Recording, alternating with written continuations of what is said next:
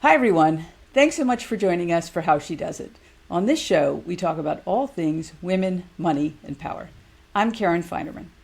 I love a good engagement story. I always want to know, where were you? Did you know it would happen? Who picked out the ring? And my engagement story is a little unusual in that, as some of you might know from this podcast, I had given my husband an ultimatum. And on the last day, we went out to breakfast. And in the middle, he leans over and he says, I'm very nervous because I'm going to ask you to marry me. And he opens up this box. And I look at the ring and I just think to myself, oh, that is so not the ring that I wanted. But of course, I didn't want to say anything to him. And he looked at me and he laughed and he goes, don't worry, it's fake. Get whatever you want, which I actually found to be very romantic. But that was a long time ago. Now, there are a whopping 25% of 40-year-old Americans who have never been married, which is an all-time high, according to Pew Research. And according to Knott's 2022 Real Wedding Study, couples spend an average of $5,800 on an engagement ring. So with all the different companies out there vying for your engagement ring dollars, how does a business target couples at the exact right moment when they're ready to buy a ring? Well, my guest today, Gina Drosos, knows. She's the CEO of Signet Jewelers, the world's largest diamond retailer. And when she took over as CEO 6 years ago, she made a pivot into data that studied couples and what leads them to get engaged.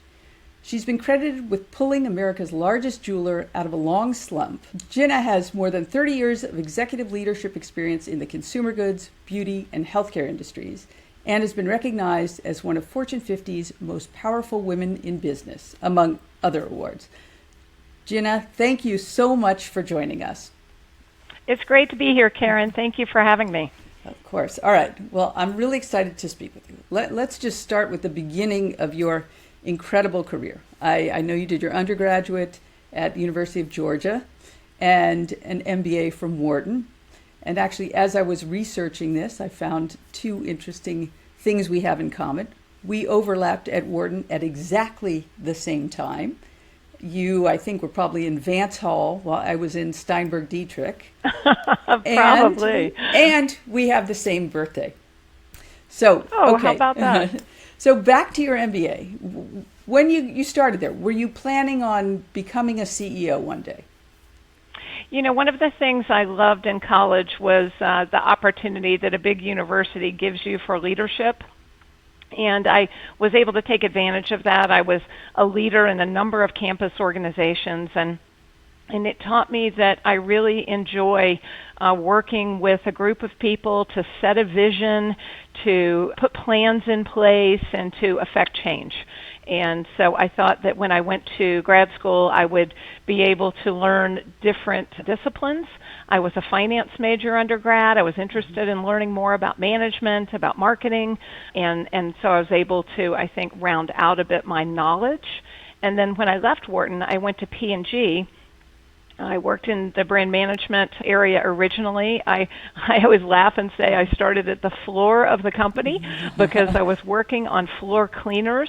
Spick and span was my first assignment. Okay. But what I loved about P&G was that as a leader in marketing, you were the hub of the wheel. And so you really could learn to be a good general manager over time. So that was my goal, both coming out of Georgia, going to Wharton, and then choosing P&G for my first career stop.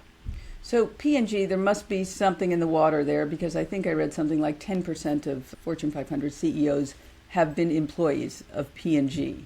So I know you had your own meteoric rise there.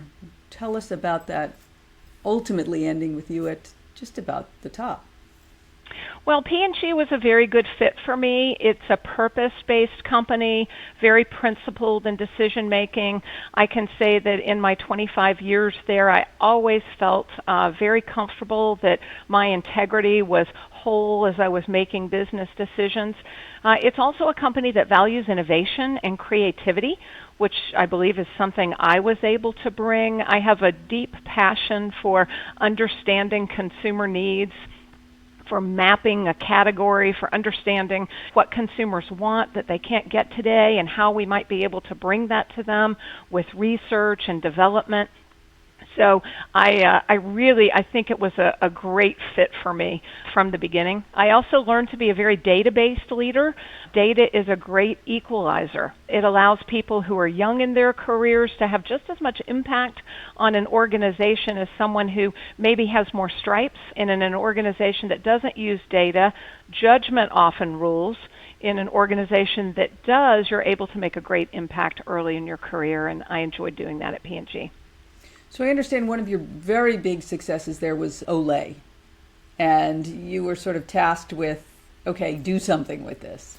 Yes, well, I graduated from business school in '87, so you and I, as you said, overlapped.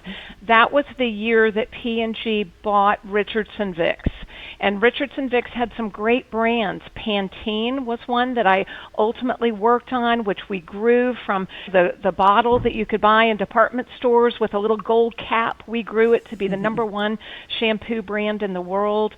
Bain de Soleil was a fun one. I worked on that at one point, but Olay was a brand that really had such tremendous potential.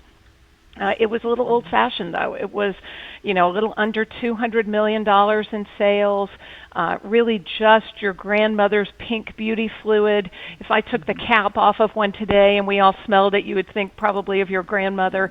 But there was an opportunity to use the equity of that brand and the power of P&G's research and development and distribution capabilities to build a much bigger brand and company. And over time, I was part of a team that was able to take it from being a $200 million business to the number one skincare brand in the world and over $2.5 billion in sales.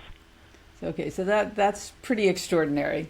But so let's switch now to your next big endeavor that you probably best known for, Signet. When you took over in 2017, the company was in a difficult place. It was known to be a place that was hostile to women. There were accusations of harassment. There were a number of business issues. Primarily, I think that was the three largest subsidiaries, Kay, Jared's, and Zales, were sort of blending together and cannibalizing the customer base instead of expanding the pie. And then they weren't very data-driven, as you like, and also seemed to sort of be slow in direct-to-consumer. So that's a lot of things to deal with. I'm maybe leaving some out. But what was your job starting from day one? How did you take on this huge task? Well, if I dial you back just a little bit, when I was running the global beauty business for Procter & Gamble, so I had progressed up the ranks and was at that time running the roughly $12 billion P&G beauty business, so all the different categories of skincare, hair care, hair color, deodorants, all of that. I decided to leave P&G after 25 years, and I did that in order to be an entrepreneur. And what I felt was that I had been an entrepreneur building and being part of a team to build a beauty company inside a soap and diaper company, but I thought maybe I can be a real entrepreneur.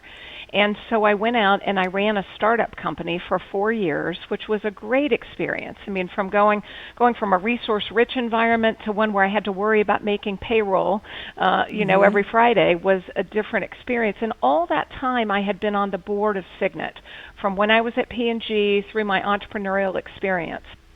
My team and I grew our startup company more than tenfold. We sold it to the market leader. It was a nice exit for the employees, for the company, the technology, and for the shareholders.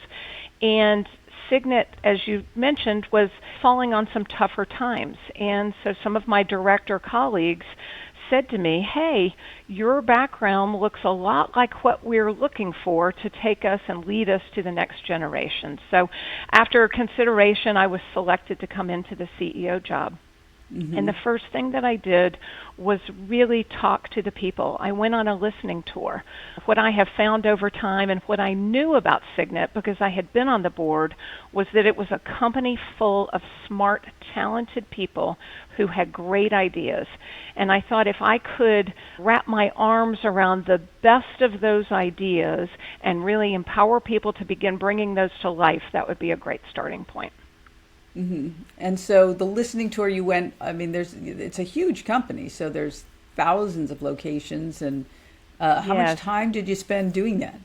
I did it actually quite quickly. I mean, it took me about 6 months to get our first transformation strategy in place with the team.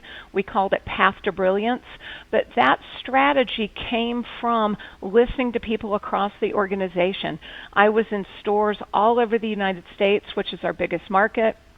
I was in stores in Canada, where we are also the number one jewelry company. I was in the UK, where we have 2 leading jewelry brands. I was in Botswana, where we have a cutting and polishing facility and where diamonds are mined.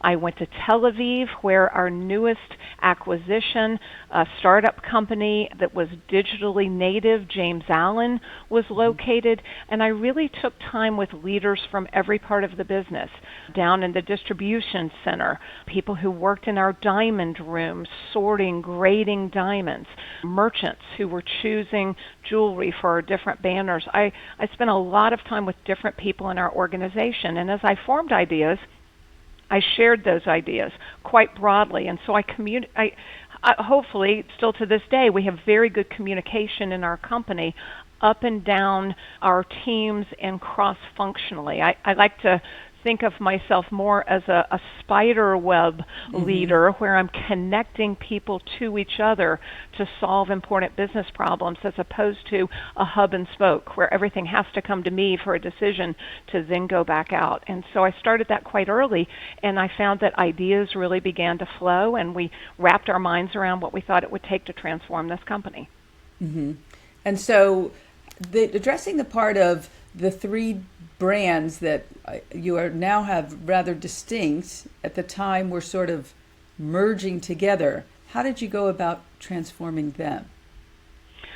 Well, as you know from my P&G background, running portfolio businesses has really been a hallmark in my career. What makes Pantene different from Head & Shoulders, different from Herbal Essence, is at the end of the day not that different from what should make Kay different from Zales, different from Jared, different from Blue Nile or Banter by Piercing Pagoda.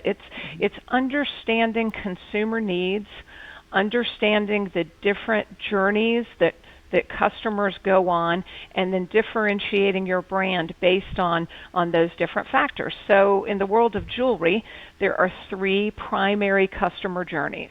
There's the bridal journey, which is all about choosing an engagement ring, choosing a wedding band, and then ultimately getting your bridal jewelry ready for the wedding, maybe giving gifts to your groomsmen, your bridesmaids.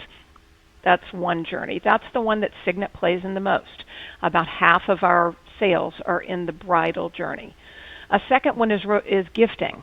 It could be romantic gifting to your partner for an anniversary. It could be sentimental gifting to a friend for their birthday. It could be a sorry I screwed up, or just because kind of a gift, which does happen in the jewelry industry. But gifting is another journey, and you can imagine that the motivations of those 2 journeys are quite different. And then there's the self-purchase journey, which is actually the largest amount of category sales. Really? Wow, I love those earrings, and I think they sure would look good when I'm doing a podcast tomorrow, and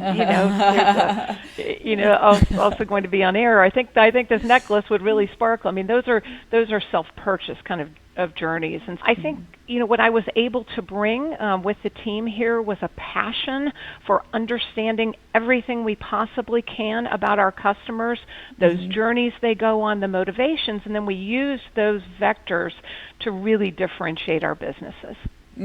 So I'm interested in that self-gifting. My sister, she gave herself a really nice watch engraved to Wendy, love Wendy, which I always loved that idea. Who is that customer which you said is the biggest part? It's a very broad customer. I mean, people buy jewelry to reward themselves. They buy it to show love to themselves. I think I deserve a great watch or whatever, but they also buy jewelry as an accessory because it helps to make a statement about who they are. The same way you might choose a bag or your wardrobe or even your hair, how you do your hair. a statement about you and how you see yourself. So I think within self-purchase there are a lot of different motivations, and it is increasingly both women and men. One of the fastest growing parts of the jewelry market now is men's self-purchase. Okay. Now, you said about creating these 3 brands, and how long did it take before you kind of got some traction and you really felt like, okay, we are on the right track, we're making progress? Well, I think we are continually learning, continually evolving. One of the areas that we have invested in significantly is data, and I've talked a little bit about some of our consumer data. That is increasingly allowing us to personalize our marketing messages. For example, if your 10th wedding anniversary is coming up, then we might be marketing to you about engagement presents, about the gifting journey. Hopefully, we're not marketing to you about, do you want to get engaged? Because our data is good enough to help us personalize and differentiate those messages. Another area that we've really invested in is digital. After COVID, now more than 80% of jewelry customers begin their shopping journey online. So they're going online to see what's available, what can I afford for my budget, what styles do I like, that kind of thing. Although more than 80% of people start their journey there, only about 20% of jewelry sales are actually done online. So a lot of people then go into a store to hear the expertise of our jewelry consultants, to understand a little bit more about diamonds or about gold, and do I like 14 karat better or is 18 karat better for me, that kind of thing. I think once we invested in all of those things, brand differentiation, a world-class digital experience, and data that really helped us to communicate differently with customers, we've begun to see good traction. And one other thing I wanted to ask you about was mall versus off-mall. You transformed the business somewhat. What was the thought behind that? We have. The first thing that we recognized is that we needed to get smaller to get bigger. We had too many underperforming stores in our fleet. There were malls across the country that were not performing well, where customers were no longer excited to go, and so we closed about 20% of the stores in our fleet. Now, that can be a scary decision, but in our case, we really saw it as one that would enable us to get rid of underperforming, asset-heavy parts of our portfolio to invest in new customer experiences that would help us to transform the company. So it was decisions like that that then gave us the fuel to be able to invest in differentiating our brands and in driving our digital experience. At the same time that we closed a number of those doors, we started to move stores also off-mall. Whereas we would have been closer to 70% of our sales in malls early on when I started, we're now less than 50% of our sales in malls. And we have several banners, Jared, Diamonds Direct, for example, which are completely off-mall. And we have James Allen and Blue Nile, which are predominantly online businesses. So we've really, I think, made a distinct channel play also as a way to differentiate our jewelry brands. Okay. I have heard about your fantastic data that you have around couples. And since this is around Valentine's Day, I'd love to hear some of the markers that you look for that help you understand when a couple is ready to get engaged. What are some positive signs? What are some negative signs that maybe the relationship's in trouble? What do you see? Sure. Well, as I mentioned, about half of Signet's business is centered in the bridal journey. So the journey of couples choosing an engagement ring and then wedding bands, should they want to commemorate their relationship with those milestone pieces of jewelry. And so we've made it, therefore, our job to understand everything we possibly can about the journey that couples go on. For example, we know that on average in the United States, it is 3.25 years between when a couple meets and when they get engaged. Wow, that was longer. A very important data point for us to understand, because during COVID, when we were all in lockdown, people who weren't already dating weren't meeting. So they weren't meeting at the same rate. So we predicted that 3 years post-COVID lockdowns, we would see a lull in engagements. And in fact, that's exactly what happened. In 2023, there were 25% fewer engagements than in a typical year. Now, the good news for Signet certainly is that we hit the trough of that in November, and we have begun to see couples begin to get engaged again. It will take 3 years to get back to a normalized level of engagements. So that pig in the python is halfway exactly. through. It's like the pig in the python, and it is now, we've passed through the trough, and we're on a 3-year journey back. We also invested in data to get to know couples and all the milestones that happened during that 3.25 years. And we identified 45 trackable milestones that we can separate into 4 different phases of dating. For example, and we've all dated, so this you can understand how this would be. I mean, there are certain milestones that happen sooner than others. For example, you often meet each other's friends before you meet each other's families. It's a little bit lower pressure situation, etc. You frequently go to a concert or a sporting event together before you go on a romantic trip together, right? It's not as big a commitment, not as big a cash outlay, so it makes sense that you would do those in that order. And what we found is that while not all couples hit all 45 of the milestones that we track, we found that once a couple has experienced 25 to 30 of these milestones, they are statistically significantly more likely to get engaged. What that helps us to do then is to personalize our marketing so that we can help them as they're beginning this process of trying to decide, should I buy a natural diamond or should I consider lab created? Do I like emerald cut or would I prefer round? All of those different things, we can begin to provide information at the right time for those couples. And is there anything like they got in their first fight, and so one of them gets a gift that's not an engagement ring, and clearly not, so it doesn't send the wrong message, but like earrings or something. Is that one of the milestones? Yes. So one of the milestones is giving a gift of jewelry, because that tends to be a very meaningful gift. It expresses love and a meaningful thing. And one of my favorite ones is pretty similar to what you just said. It's breaking up and getting back together again. Now, like I said, not all couples hit every one of the milestones, but that is one of the 45 that we track. Now, you're married. Had you thought about any of this before you got married? I did not. No, I didn't really think that there would be someone out there who was trying to help me and make my jewelry shopping journey easier by understanding what stage of dating relationship I'm in.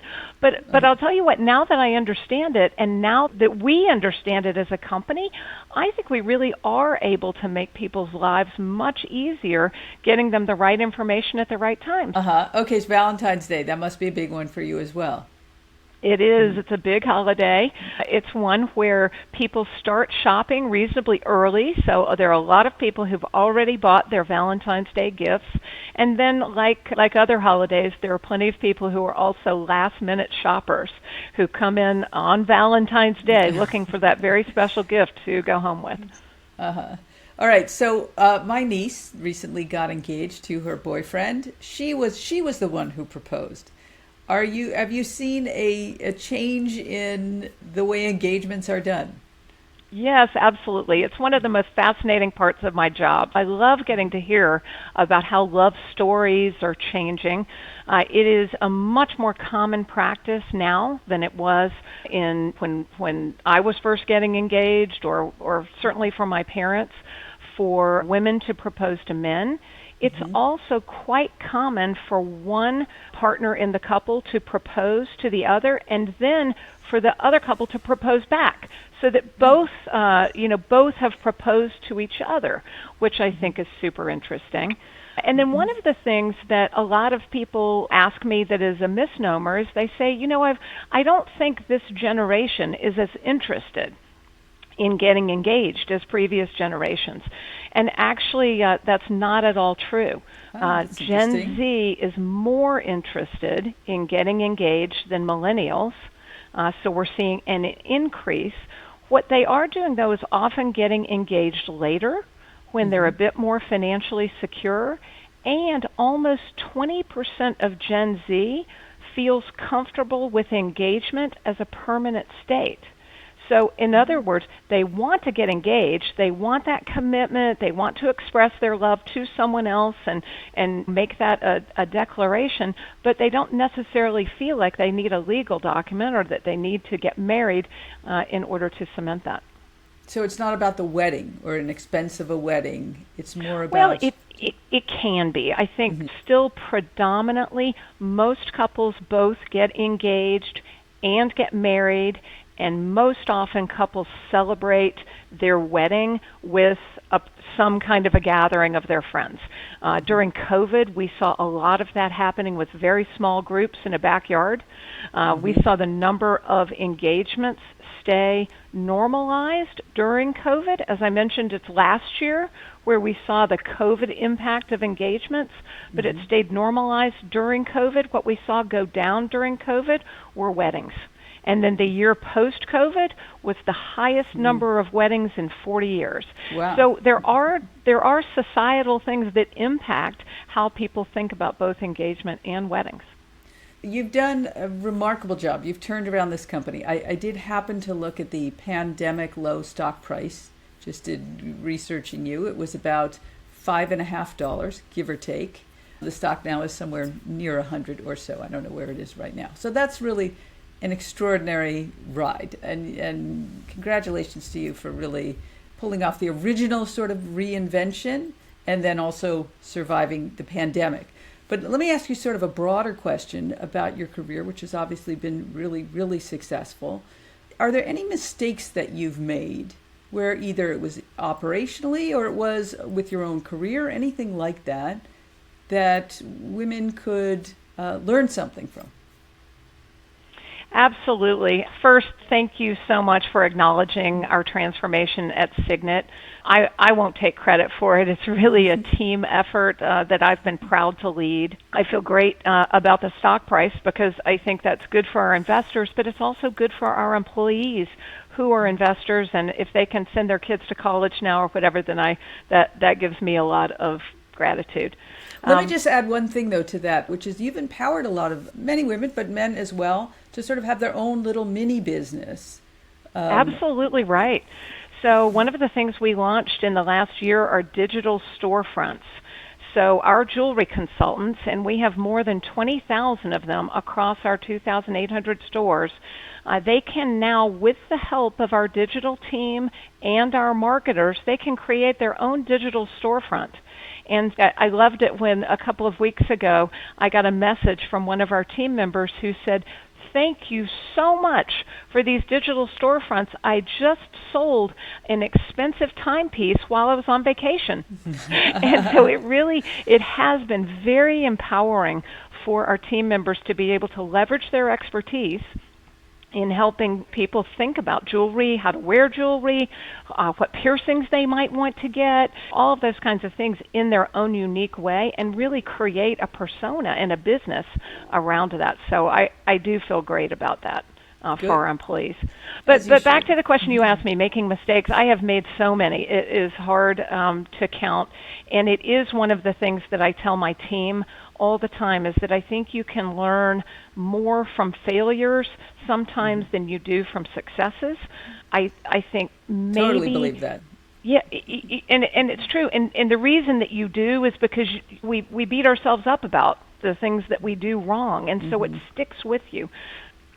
I think maybe a mistake that I've made and advice I would give to other people is beat yourself up a little less about those mistakes because you did learn from them, and it gives you the chance to make things better. And remember a little bit more your successes, because that's the muscle memory that you want to have in your mind. You want to remember, it's like being an athlete. You want to remember the great serve that you hit, not the double fault. You want to remember your drive straight down the fairway as a golfer, not the one that you shanked over into the bushes. And it's the same thing in business. I think we want to create muscle memory about things that we do well and play to our strengths.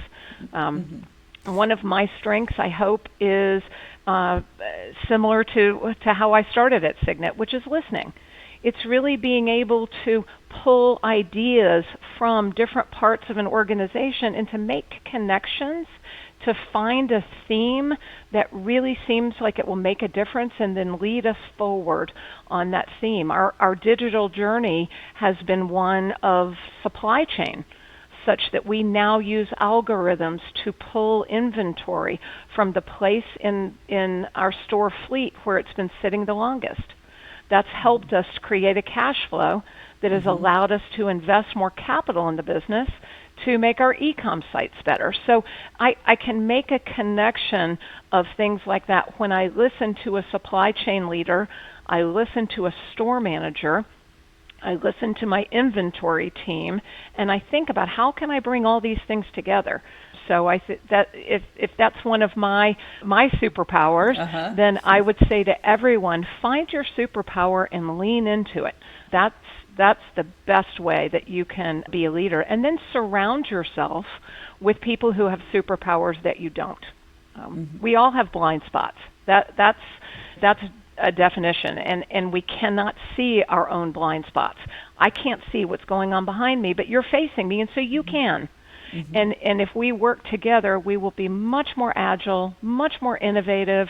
We'll have much more fun working together because we've both contributed, and I think that's just a powerful lesson. So let me ask you, when you got to that enormous role, Global Beauty at Procter & Gamble, what did that feel like? And that's a lot of ranks to climb up to get there. Well, I think for me, maybe it felt a little unreal. You know, as you start your career, you look at people levels up from you in the organization, and you think, if I ever get there, I'll have all the answers.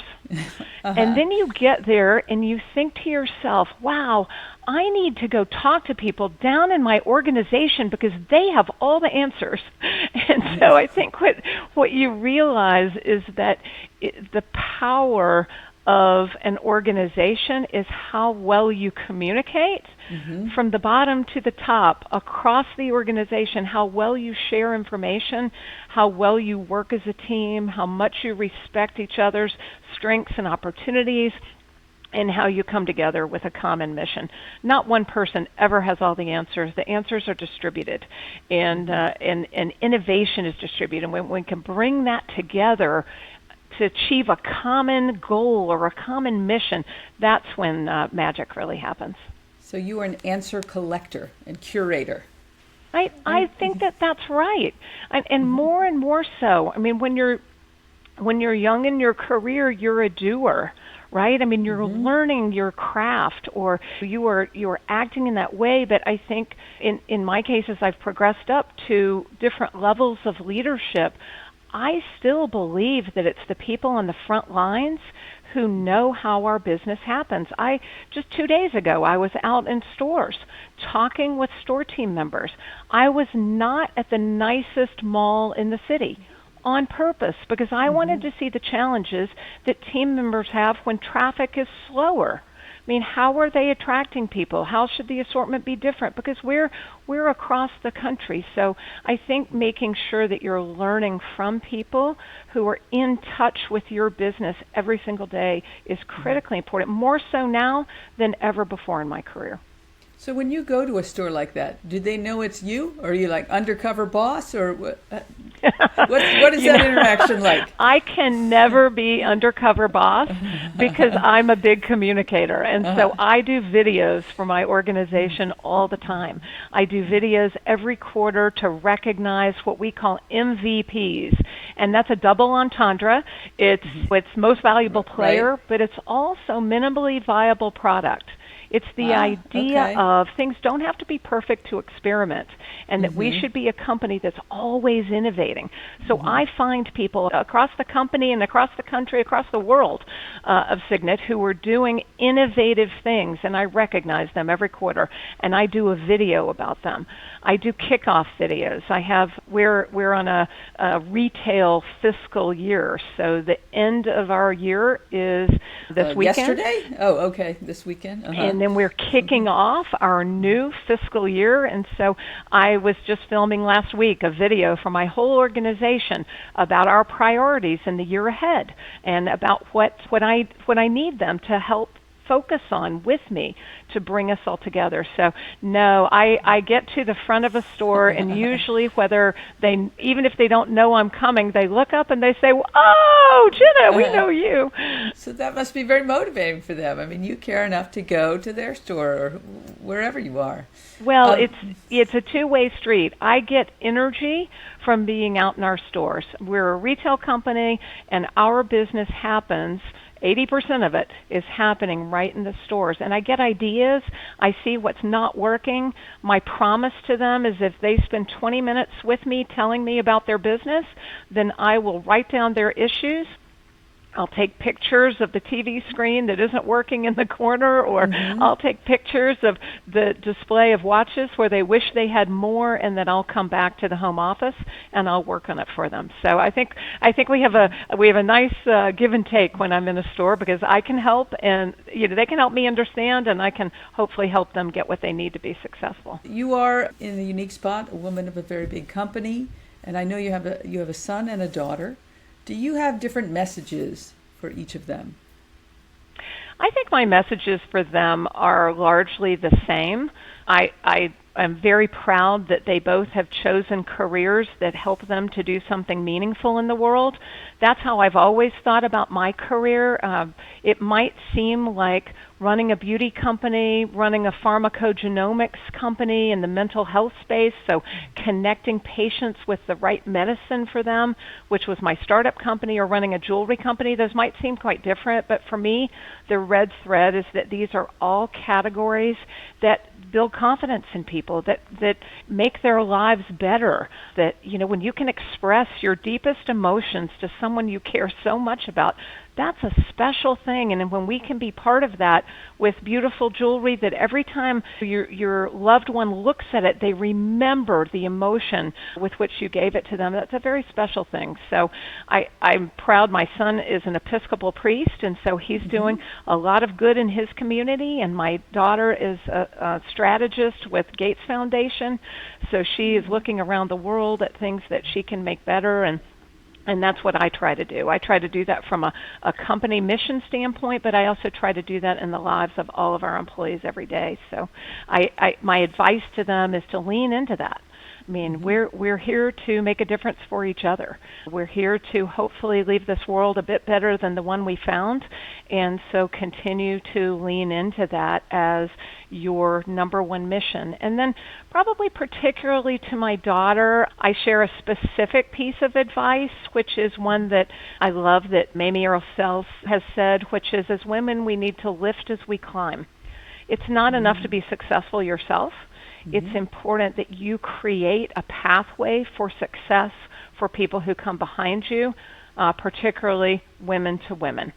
So I try to do that for all of my employees, but I am particularly conscious about sharing leadership lessons that I've learned with women. If what we've seen going on in universities over the last several months is any indication, it still is difficult for women in positions of power. And I think we have to be kind to each other. We have to share leadership lessons with each other, and most certainly we have to lift as we climb. Well, that's a very good and uplifting message. Okay, this is Would You Rather. Just the only challenge, just answer top of your head. What do you think? Okay, what would you rather? Diamonds or pearls? Diamonds. Tennis bracelet or diamond ring? Tennis bracelet. Would you rather watch Breakfast at Tiffany's or Uncut Gems? Breakfast at Tiffany's. Okay, Philadelphia or Atlanta? Atlanta. Olay or any other moisturizer? Olay. Okay. Georgia peanuts or Georgia peaches? Peaches. Would you rather wake surf in the lake or surf in the ocean? Wake surf in the lake. Okay, where does that come from? I am a wake surfer. Okay. I love all sports, really. It's a relaxation for me. That's how I unwind. And I'm fortunate to have a boat that makes a wave behind it, almost like a wave that you would have in the ocean. And so once you get up on the board, you can throw the rope in and surf in USA. It's great. I can get a good soundtrack going. I can go a couple of songs around the lake. It's great fun. That sounds excellent. Okay, fiction or nonfiction? Fiction. Okay, what are you reading right now? All the Light We Cannot See. Yes, I just finished. It's a great story. It looked very, very thick to me. It is one of my daughter's favorite books. But there is now the mini-series, so I got to say, I'm sort of debating. I've heard that. I haven't seen it, but the book was fabulous. It's worth a read. All right. Okay. What have you changed your mind about in the last year?